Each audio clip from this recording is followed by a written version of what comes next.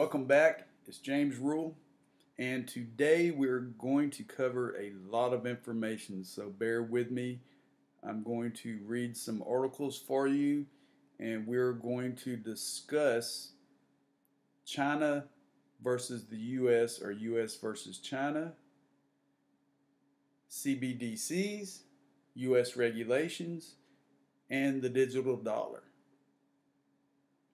You can find me on Twitter at RULEXRP, and I go by the handle JamesRuleXRP. I am an avid researcher of Ripple, XRP, and other digital assets, and I try to get this information out to the XRP community as fast as possible. Today I shared an article from Bloomberg Law Insight. U.S. must act to slow China's roll towards global digital payments domination. But before we get into that, I want to show you a clip from a video that was posted several days ago, and it is Paul Vigna from the Wall Street Journal interviewing Chris Larson with Ripple. And I'm going to play you, I think it's around a 4 or 5 minute clip. But this is on Ripple's Reddit page, and have a listen here. You know, could a central bank digital dollar help that? I think it's possible it could. Obviously, China now has moved very strongly into building out a central bank digital currency, a renminbi, as well as controlling mining and basically having almost all their payments digital domestically. You know, frankly, and we can talk about it as well, we're way behind China when it comes to blockchain technology. So, you know, the companies need to just stay at it, you know, blocking and tackling, working within the system, but that vision of free money moving around essentially for free. That's what the internet basically is for information. But the U.S. government also needs to get a lot more involved in blockchain. We're slow to the game. China is so far ahead of us. You know, they just announced they're going to spend $1.4 trillion on technology. Payments and blockchain, clearly part of that strategy. You could even argue the move to control Hong Kong more closely gives them an advantage in controlling 2 of the global financial centers. U.S. only has 1, right? So the U.S. it's got to change its view that goes from 17 and 18, which was all about these horrible ICOs, initial coin offerings, which were terrible, had to be shut down. They effectively shut them down. We won that war. Now we got to switch to, okay, how do we compete with China? How do we keep up? And, you know, till now, frankly, U.S. regulators have actually helped China by officially giving clarity to the 2 protocols effectively controlled by Chinese miners, Bitcoin and Ethereum. That's a mistake. We've got to also give clarity at least, and maybe even support, if this really becomes a tech cold war like it's looking like it will be, to technologies that are more favorable to U.S. and its allies' stewardship of the next-gen global financial system. Otherwise, we face a potential catastrophe. You know, I don't know what the odds are, but there's some meaningful, you know, probability if China was to get control over the next-gen financial system. I mean, that could really be devastating to American power and its allies' ability to you know, make payments to defense payments to an ally, American banks that might be blocked or throttled back on how fast their payments go. You know, you could even see some terrible situation where a U.S. company that has a low Chinese social credit score could be blocked from that new infrastructure. You know, those are bad outcomes. Even if there's a small percentage chance that happens, we've got to check that to make sure that we're involved and we're competitive as a country. Yeah, you know, again, it's interesting. You talk about what's happened over the last year since Facebook announced Libra, and you just kind of highlighted a bunch of them, right? China ramped up its development of its digital renminbi, and that is going to now be part of their policy arsenal. The U.S. government is, you know, it's interesting. Right after Facebook launched Libra, there were some congressional hearings, and a lot of them were basically along the lines of, what is this and why is Facebook doing it? The hearing last week was really interesting. It was the House Financial. I wrote it down because I was going to forget it. It was the House Financial Services Committee. I think that's right. Yeah. I think that's right. If I'm wrong, everybody give me a break. I'm trying to do it off the top of my head. But the hearing last week it was two-pronged, and it was basically, can we use this technology to help get out some of these benefit checks from the pandemic relief bills? But it quickly kind of morphed into, well, maybe we should just be talking about a digital dollar.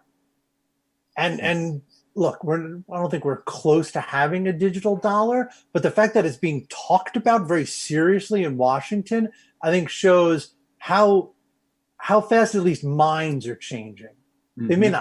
They may not be near doing it, certainly not as close as the Chinese. So I think you do have that sort of shift in mentality among governments, among lawmakers, not just in China and the US, but everywhere. Yeah. But what I think is interesting, let's talk about this a little bit now, is so China's, they are much further along in getting a digital yuan launched and running and out there and everything. I think you have, up until recently, and Bitcoin kind of made this part, forced this issue. I don't think a lot of people really thought about what money was and how money was used. And I think now you have to start thinking about that. And you have to start thinking about, well, if the Chinese have a digital dollar and they are now going to be using that to help export the yuan, what are they really exporting? What is this system? This is when we talk about a Cold War of technology between the US and China. I mean, this isn't just a technological war. It's a values war. Yeah. You're exactly right. I mean, the U.S. has had, and its allies have had this incredible privilege of basically having, the main stewardship. I don't know if you will control, but power. I mean, incredible advantage by not just the U.S. dollar, but effectively sort of stewardship over the global payment system, global financial system. Huge advantage. But that's benefited other people too, including China. Right. It's interesting. I mean, China could have made a decision at the dawn of the internet to say, nope, we're not going to be part of that. We're going to have our own internet. We'll have two of them. World would have split apart. That didn't happen because they saw it was in their interests, because of globalization benefited China to be part of the main system, even if the stewardship of it, was a great deal in the U.S. and its allies, the West. That's the same thing we face today. I would argue that it's not just important for the U.S. to maintain sort of stewardship of the next gen financial system. I'd actually argue it's better for everybody, including China. And I think if we play our cards right, like I know we're in this tech Cold War now, but that's going to pass 5-10 years, about who knows how long. But I think we can get to a place where China would be comfortable, and then the world is kind of organized in a single system again. And I bet that does involve blockchain technology, interoperability protocols, central bank digital currencies from all the major areas, with probably a virtual currency acting as the bridge, right? Because it's neutral, and it doesn't carry, to your point, it doesn't carry not only the capital controls and the various rules of, let's say, U.S. Treasury, for example, but also doesn't carry, and this is much less the case in the U.S., right? Because it's a liberal economy, right? It's exporting. Hey, everybody's free to do what they want to do economically. It doesn't carry a lot of weight to other countries where a virtual currency doesn't have any of that, right? Because there's no counterparty at all. So virtual currencies will be really key in that kind of a world. But again, imagine if really bad if China says, "Hey, well, you're going to have your system, we'll have ours." Bad for everybody. World gets smaller, gets more dangerous, and really bad if China controls the infrastructure, because basically the Great Wall would be built into infrastructure. On the internet, It's an application under global infrastructure. That would not be so good for the rest of the world, particularly U.S., if that was built into the infrastructure. And I think, look, it's in China's interest. They're doing what they need to do for their objectives. So, as you can see, the U.S. is competing with China, and China, with its digital yuan, or however you pronounce it, is one step ahead of the U.S. And I'm going to read this Bloomberg Law article that came out today. and it was written by Jameson Greer with King and Spalding LLP, June 26, 2020, 3:01 a.m. China is aggressively seeking to dominate digital currencies and the next generation of international financial payments. Jameson Greer, a partner at King and Spalding LLP, who recently served as Chief of Staff in the White House office of the U.S. Trade Representative, warns that failing to address this emerging threat will undermine U.S. national security and explore what U.S. regulators need to be doing to level the playing field so China doesn't end up controlling the international payment system. After years of neglect, the U.S. government has woken up to a strategic challenge posed by China. It is no secret that China seeks to dominate global markets in manufactured products, advanced technologies, and artificial intelligence, or AI. Global concern about Chinese hegemony over 5G networks is at an all-time high. Human rights and national security flashpoints are severely testing China's relations with the West. Less known and perhaps more worrying, however, is China's ambition and growing ability to control the next generation in international financial payments through the blockchain technology and digital or cryptocurrency. If successful, China will become the gatekeeper for key payment technologies and systems that the U.S. government, companies, and consumers will increasingly rely upon in the future. Over the past 3 years, the Trump administration has made significant economic headway with China, extracting meaningful trade concessions while maintaining leverage with tariffs. But it's not enough for the U.S. to focus only on its trade in goods and services with China. Failure to address this emerging threat will undermine U.S. leadership in the global economy and present national security risks. Leveling the playing field. The first step in this effort is to put U.S. companies on a level playing field with Chinese competitors. For decades, international financial transfers have depended on the U.S. dollar as the world's trade currency. But blockchain and digital currency advances will likely displace legacy payment systems. The introduction of new technology to make cross-border payments faster, cheaper, and more transparent is welcome. But if the U.S. does not act swiftly, it risks giving China the global advantage. This is precisely why China is promoting its own digital financial architecture. China has already created a new domestic system for digital payments operated through its own tech companies such as Alipay and WeChat. They capture more than 90% of individuals in China's largest cities on their mobile payments platforms. There is no question that in this space, China has already had a world-class industry. China is also working on creating a centralized sovereign digital currency. The People's Bank of China began testing its currency in 4 cities in April, and we can expect this to spread throughout China and even abroad. It doesn't take much imagination to see China requiring international payments to be made using its digital currency. Weaker nations dominated by Chinese infrastructure projects and financing would be particularly vulnerable to such an effort. While it may seem improbable now, similar demands for U.S. retailers and consumers reliant on Chinese imports would not be far behind. Following the same playbook, while developing its own digital currency, China has simultaneously created favorable conditions for producing and hoarding cryptocurrency. The Chinese government is following the same basic playbook it uses to take over any sector.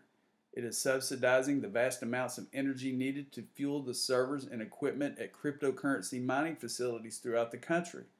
The government has also provided tax deductions to mining farms. The leading hardware company for cryptocurrency mining equipment, Bitmain, is in China and has facilitated the creation of a colossal industry within a few short years. As a result, 65% of cryptocurrency value for assets like Bitcoin and Ethereum is concentrated in China.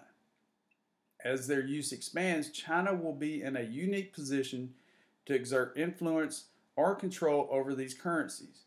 Unfortunately, the only two digital currencies that enjoy regulatory certainty in the U.S. markets are Bitcoin and Ethereum.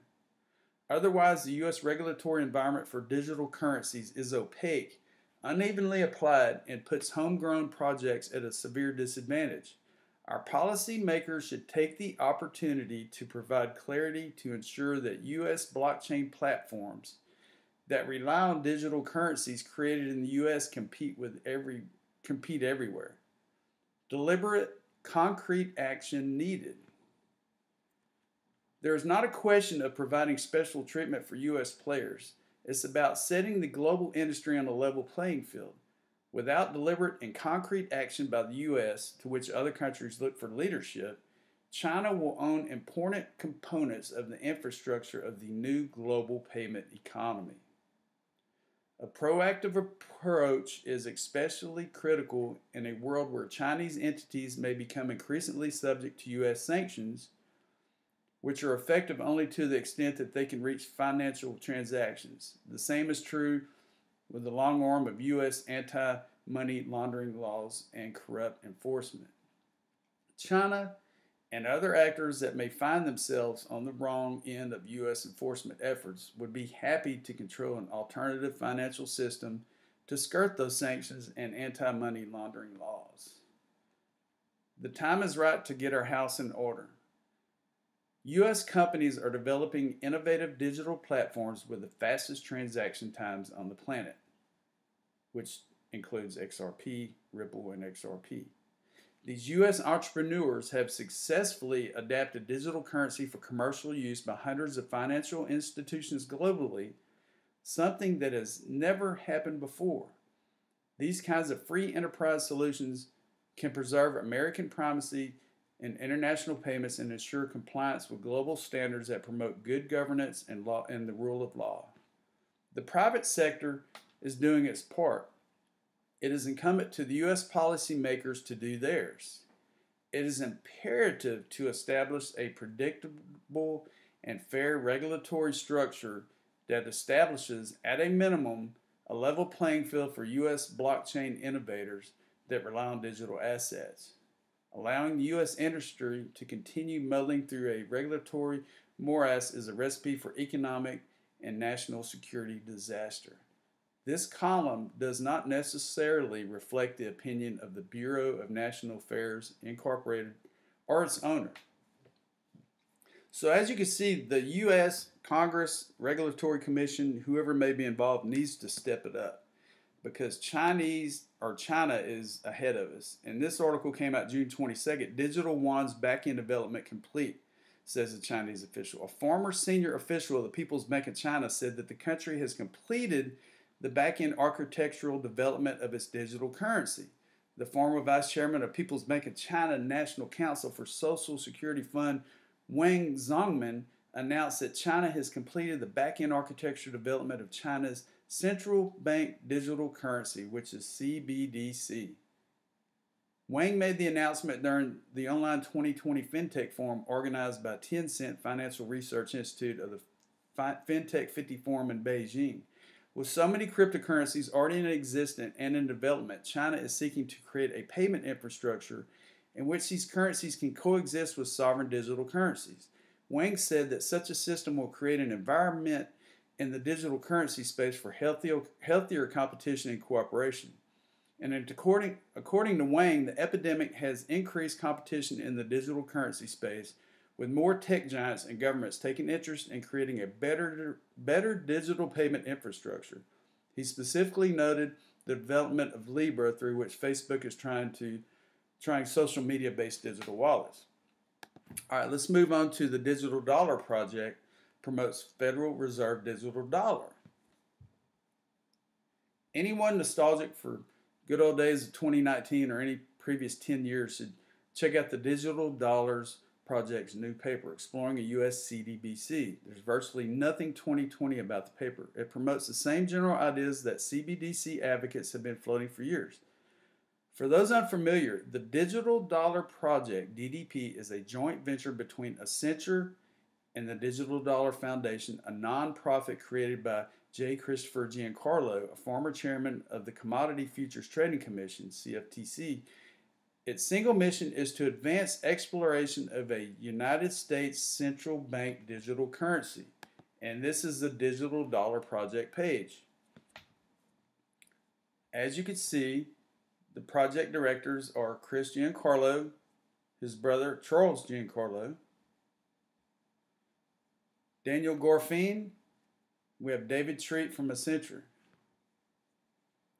And the Digital Dollar Project has been presented to the U.S. Congress, the representatives, and I think that it is very important today that the U.S. steps up their game and competes with China, because it's just a matter of time that the U.S. dollar is going to lose its value. And if we're behind on this race, it's going to be devastation.